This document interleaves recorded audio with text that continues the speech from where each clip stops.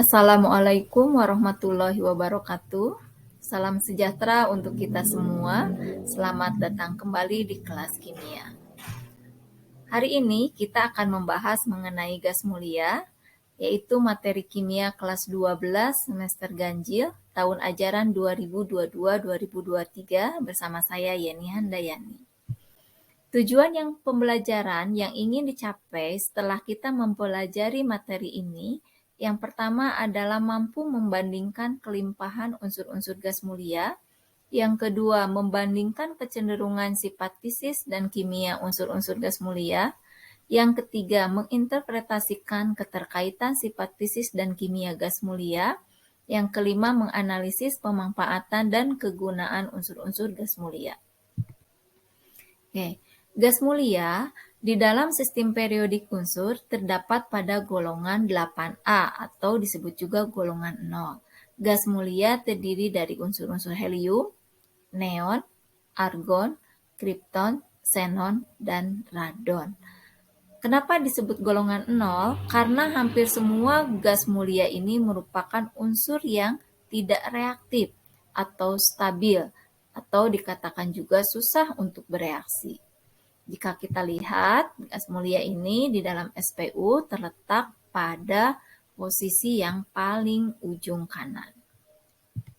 Gas mulia yang pertama kali ditemukan yaitu argon, kemudian dilanjutkan di tahun 1894 dengan ditemukannya helium yang diperoleh dari pemanasan mineral uranium, sedangkan neon, argon, kripton, dan xenon itu diperolehnya dari hasil penyulingan udara cair.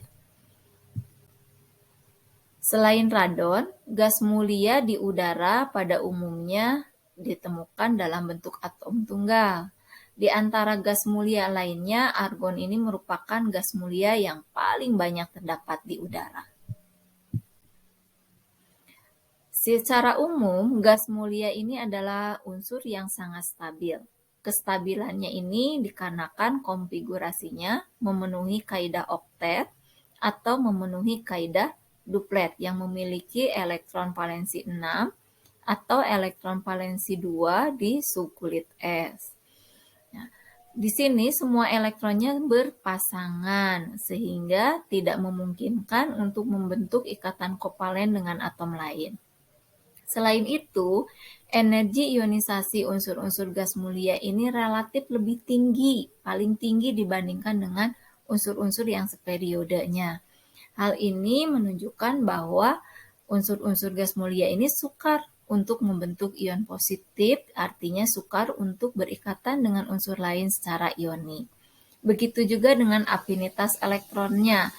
Unsur-unsur gas mulia ini memiliki harga afinitas elektron lebih rendah dibandingkan dengan unsur-unsur satu periode, sehingga sulit untuk menjadi ion negatif. Artinya, ini sulit juga untuk membentuk senyawa ioni.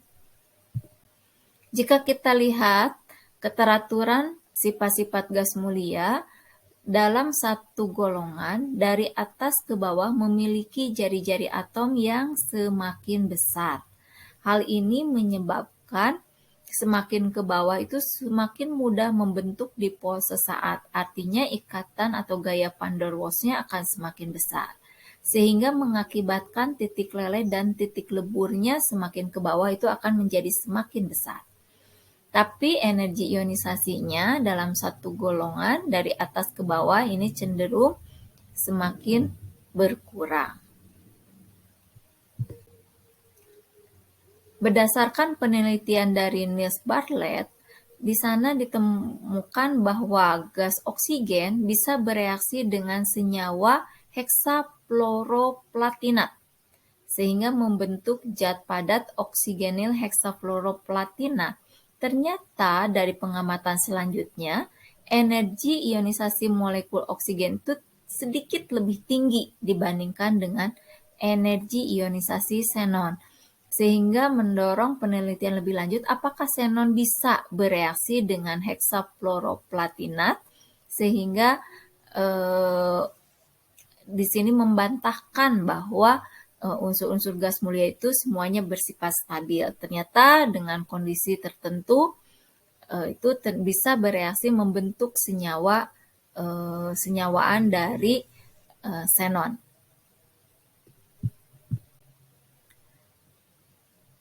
Gas mulia banyak digunakan antara lain dalam pengisian balon gas. Di sini gas mulia yang digunakan adalah gas mulia helium. Nah, karena massa jenisnya rendah dan stabil, ini biasanya gas helium ini dicampurkan dengan oksigen pada tabung penyelam. Sehingga kestabilan dan kelarutannya dalam darah itu kecil. Kegunaan lain dari unsur gas mulia yaitu sebagai pengisi lampu dan memberikan warna yang terang. Ini biasanya unsur yang digunakan dalam pengisian lampu ini adalah unsur neon. Kegunaan lain dari gas mulia yang paling banyak digunakan adalah sebagai atmosfer pengelasan logam. Ya, industri rancang bangun yang memerlukan presisi tinggi, misalkan pesawat terbang, memerlukan pengelasan logam yang bebas oksigen dan gas lain yang mungkin bereaksi dengan logam. Karena itu biasanya digunakan pengelasannya yaitu dengan menggunakan unsur argon. Kegunaan lain dari gas mulia seperti krypton dan xenon itu banyak digunakan untuk mengisi lampu iklan yang berwarna-warni. Oke, begitulah materi untuk hari ini. Untuk latihan dan diskusi bisa kita lanjutkan dengan mengerjakan LKPD yang sudah diberikan. Demikian materi hari ini. Assalamualaikum warahmatullahi wabarakatuh.